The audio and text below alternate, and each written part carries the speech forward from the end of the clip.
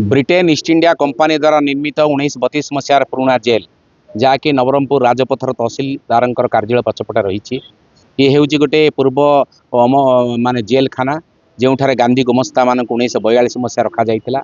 एवं सबुठ बड़ कथा एठारे गोड़ी मिशा भात दि जाऊला, चाबुक माड मरा जाऊला, मसला गुंड लुण को देहरे बड़ा जाऊला, हांडी से झाड़ा फेरुले, प्रतिदिन नहीं से माने फोपाड़ुले।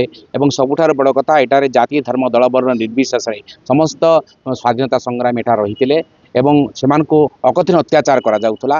तार स्मृति को मन पकड़ाई आम संगठन प्रति वर्ष अगस्ट क्रांति दिवस पालन करे। समस्त दल प्रतिनिधि जोग दियंती एवं समस्त प्रशासनिक मुख्य जोग दियंती, संगठन गुड़िक आसे, सामाजिक संगठन आसे। से भाई भाव में आज 1942 मसीहा को स्मृति करने आज 2026 अगस्ट 9 तारिख दिन एठारे क्रांति दिवस पालन करा जाइथिला। शहीद मशाल मध्य प्रज्वलन करा जाइथिला। आमे सब बेले दाबी करि आछू ए जेल पई भिक मध्य मागिछु मेन रोड रे दिने। एवं पापड़ाहांडी ठारे आमर दाबी थिला जे सरकार ताकु सुंदर भाव में गोटे शहीद मिनार करबा पई सरकार 6 कोटी, स्थानीय मंत्री 2 कोटी एवं अन्य सब सरकार 10 कोटी टका खर्च होउछि सेटारे पापड़ाहांडी रे गोटे शहीद मिनार को भव्य शहीद मिनार तैयार करबा पई।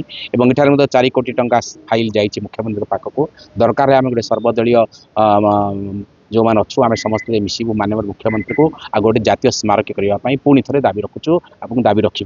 देखो 1942 मसीह जिते अगस्ट क्रांति माने आम फेमसली जानू जे क्विट इंडिया मूवमेंट अगस्ट 8 तारिख दिन AICC अधिवेशन मुंबई रे जो होता तत्कालीन बॉम्बे रे होता से आह्वान रे हम सारा भारत वर्ष जागृत होता।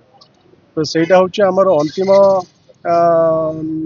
आह्वान कराइला। से आह्वान हूँ डू और डाई।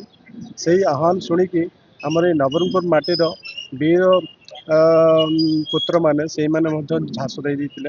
आमर भारत वर्ष पराधीन होता से समय से पराधीन भारत को केमी स्वाधीन करते गोटे विराट मुवमेंट आरंभ होता। यही जो नवरंगपुर माटी एटा गोटे शहीदर माटी। ये जो जेलटा अच्छे ये जेल रे बहुत कैदी मान को से रखा जाइथिला। अगस्ट क्रांति रूप से जो मैंने झांस देते से ब्रिटिश सरकार अप्रेस बा धरिकी विभिन्न प्रकार निर्यातना देवाई जो चेष्टा करते धरिकी आणिकी जेल रे से बंदी कर रखी से जो बलिदान होता से बलिदान जो आज आम गोटे मुक्त भारत में बसवास कर।